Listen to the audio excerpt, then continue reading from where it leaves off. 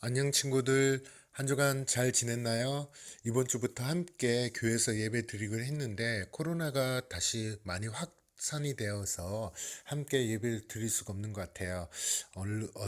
얼른 코로나가 끝나서 함께 예배 드릴 수 있도록 우리가 함께 기도하고 바라봤으면 좋겠습니다. 오늘 또 하나님께서 어떤 말씀을 우리에게 주시는지 함께 말씀을 보도록 할게요. 우리 친구들, 우리 주변에는 노끈, 신발끈, 허리띠, 머리띠 등 다양한 띠나 끈이 있습니다. 그런데 여기 아주 특별한 띠가 있습니다. 이 띠는 세상에서 가장 긴 띠예요. 이 띠의 길이는 어느 정도냐 하면 무려 678km나 돼요. 어느 정도냐 하면 거리로 치면 차를 타고 서울에서 경주까지 왕복할 수 있는 아주 긴 거리입니다. 아니, 이 세상에서 그런 긴 띠가 있나요? 정말 엄청나죠? 그것은 바로 유럽에서 작은 세 나라 사람들이 모여 만든 띠예요. 여기 보이시죠? 1989년 8월 23일 에스토니아, 라트비아, 리투아니아 세 나라 사람들이 다 함께 거리로 나와 손에 손잡고 긴 띠를 만들었습니다. 50년째 자기 나라를 점령한 지금은 없어졌지만 소련이라는 나라로부터 독립하기 위해 평화 시위를 한 거예요.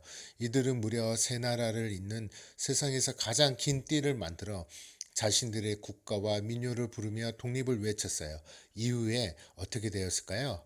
이 놀라운 장면이 전 세계 중계가 되었고 실제로 얼마 후 이 세 나라는 소련으로부터 독립을 쟁취하게 되었습니다. 이때 200만 명이 넘는 사람들이 인간띠를 만드는데 동참했는데 이 세 나라 전체 인구의 3분의 1이라는 숫자라고 합니다. 나이가 많은 어르신, 어린이들, 몸이 불편한 사람들을 제외하면 거의 모든 국민이 함께 참여한 것이죠. 각자 집안일이나 직장생활 같은 자기 자신의 일이 있음에도 불구하고 거리로 나와 다 함께 인간띠를 만들었죠. 이들은 인간띠를 만든 일에 참여함으로 자신이 이 나라의 국민이라는 것을 나타냈죠.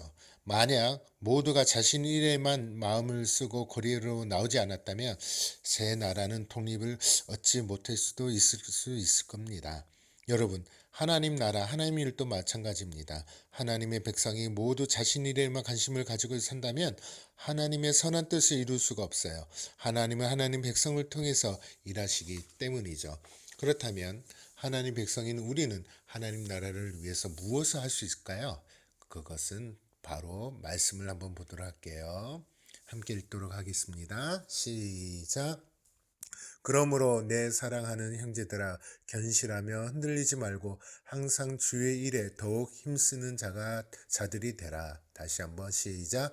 그러므로 내 사랑하는 형제들아 견실하며 흔들리지 말고 항상 주의 일에 더욱 힘쓰는 자들이 되라. 여기서 주는 뭘까요? 예, 하나님이죠. 하나님의 일을 더욱 힘쓰는 자가 되라. 이것은 어떤 말인지 말씀 가운데 한번 또 우리가 이해하도록 하겠습니다.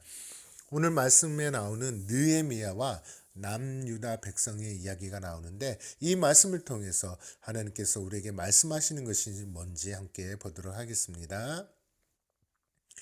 에스라 에스라가 지난번 우리가 배웠죠. 에스라가 바사 즉 페르시아에서 포로 생활을 하던 남유다 백성과 함께 예루살렘으로 돌아온 지 13년이나 지났습니다. 하지만 여전히 바사의 고향으로 돌아오지 못하고 남아있는 백성들이 있었는데 그들 중에 오늘 보이는 이 사람 즉 느헤미야라는 사람이 있었습니다. 느헤미야는 바사에서 왕의 술 간원이었는데 이는 왕 가까이에서 왕의 안전을 위해 일하는 매우 높은 직책이었습니다. 어느 날 느헤미야의 사촌 하나니가 그를 찾아왔어요. 느헤미야는 하나니를 통해 예루살렘 소식을 듣게 되었습니다.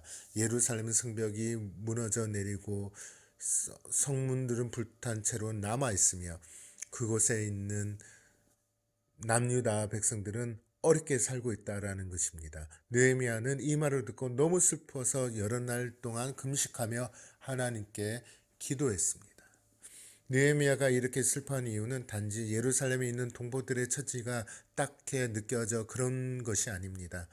예루살렘 성은 하나님이 살아계시며 하나님이 남유다 백성을 지켜주시는 아주 중요한 장소이기 때문입니다.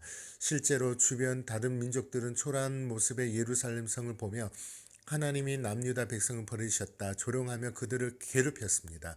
느헤미야는 이러한 무너진 성벽을 다시 쌓아 하나님을 높이고 남유다 백성이 안전하게 살도록 돕고 싶었습니다.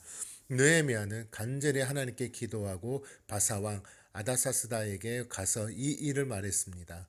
하나님이 느헤미야와 함께 하셔서 아닥사스다 왕의 마음을 움직였습니다.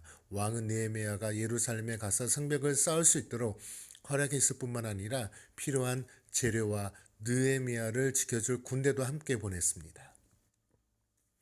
예루살렘에 도착한 느헤미야는 무너진 성벽을 살펴본 후 백성들에게 말했어요.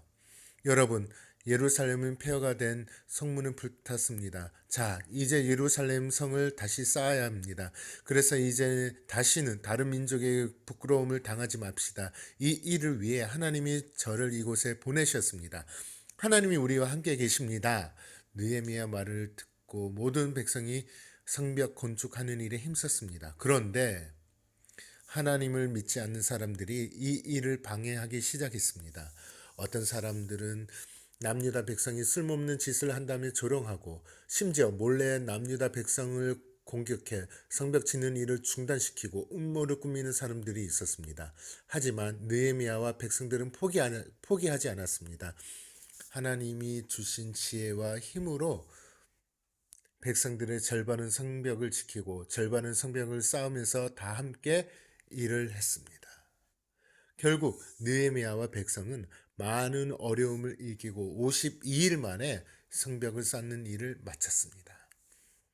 이것을 본 다른 나라 사람들은 깜짝 놀라며 놀라운 일을 이루신 하나님을 두려워했습니다. 무너진 예루살렘 성벽이 많은 어려움에도 불구하고 이렇게 짧은 시간에 완성될 수 있는 이유가 무엇일까요? 하나님 백성의 아픔을 자신의 아픔을 여기고 간절히 기도한 느헤미야 헌신도 있었습니다. 느헤미야는 하나님 백성을 통해 하나님이 높임을 받으시기 원했습니다. 느헤미야의 노력만 있는 것이 아닙니다. 하나님의 일을 자신의 일처럼 여기고 기쁨으로 참여한 백성들도 있었죠. 그리고 무엇보다도 하나님이 남유다 백성과 함께 하시며 놀라운 일을 하셨기 때문이죠. 느헤미야에게 자신의 일이 있었습니다. 아닥사스다 왕의 곁에서 왕의 안전을 지키는 일이 그에게 매우 중요한 일이었습니다. 그리고 자신 가족도 돌봐야 했죠. 그러나 느헤미야는 자신 일만 관심을 가지고 있는 것이 아니라 하나님 나라, 하나님 일에 관심을 가졌습니다. 하나님 일에 참여하며 마음과 시간을 들였습니다. 그러자 하나님과 함께 일하는 놀라운 경험, 큰 축복을 누리게 된 것입니다. 여러분, 우리 모두에게 각자의 생활이 있습니다. 꿈을 이루기 위해 공부도 해야 되고 친구들과 또 즐거운 시간도 보내야 하고 또 가족들과 함께 많은 시간들을 보내며 행복한 생활도 지내야 합니다. 모두 중요한 일이고 소중한 일입니다. 왜냐하면 하나님께서 우리에게 주신 소중한 선물이죠. 하지만 만약 우리가 자기 생활만 마음에 쓰며 살아간다면 하나님의 그러한 우리의 모습을 보고 슬퍼하실 겁니다. 하나님은 우리가 함께 하나님의 일에 관심을 가지고 그 일에 참여하기 원합니다. 그래서 오늘 본문 말씀처럼 다시 한번 읽어볼까요? 시작. 그러므로 내 사랑하는 형제들아 견실하며 흔들리지 말고 항상 주의 일에 더욱 힘쓰는 자들이 되라. 하나님은 지금도 하나님 나라 하나님의 교회를 아름답게 세우기를 원합니다. 하지만 하나님은 혼자 일하지 않으셔요. 하나님의 백성, 하나님 믿는 자들을 통해서 일을 함께 하기를 원하시죠.